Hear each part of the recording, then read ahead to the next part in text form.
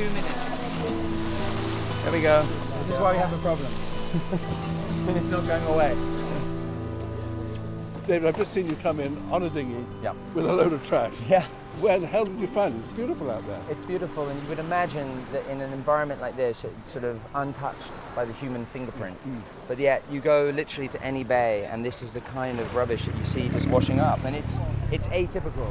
I mean, the majority of stuff that you find in the ocean, the plastic water bottles, you know, the lids. If you're an albatross, you believe that this here could be a krill. So you're flying thousands of miles, you bend down, you pick it up, you eat it.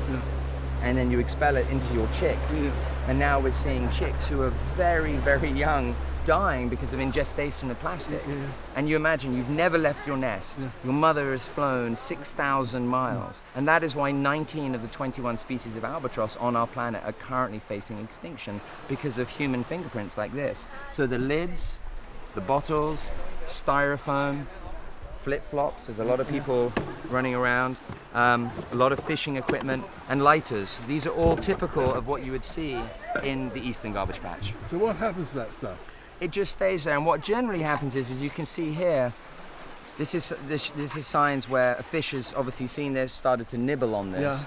But basically most of this stuff will start to break down as it stays in the ocean, it gets softer, and you see those little tiny little flecks. Which you think are sand, but actually they're not, they're plastic. And that's where it becomes a much more toxic love affair with this material. Because the plastic photodegrades, it gets into smaller pieces that then end up being ingested back into the food system. So the fish that you and me are eating back at home, and it's high in all these toxins, are effectively coming through the transference of plastic like this. So this eventually ends up in somebody's stomach? This ends up in our stomach. Eventually.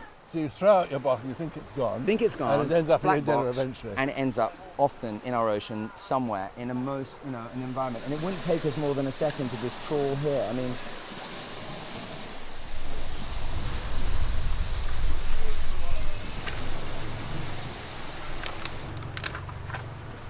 absolutely typical. So here we are, miles. We're on an island where you can't see a house, you can't see another boat. We're miles from anywhere. But we can see all the signals of humanity washing up on the beach. And what it tells you is that every bit of plastic that's ever been produced is somewhere.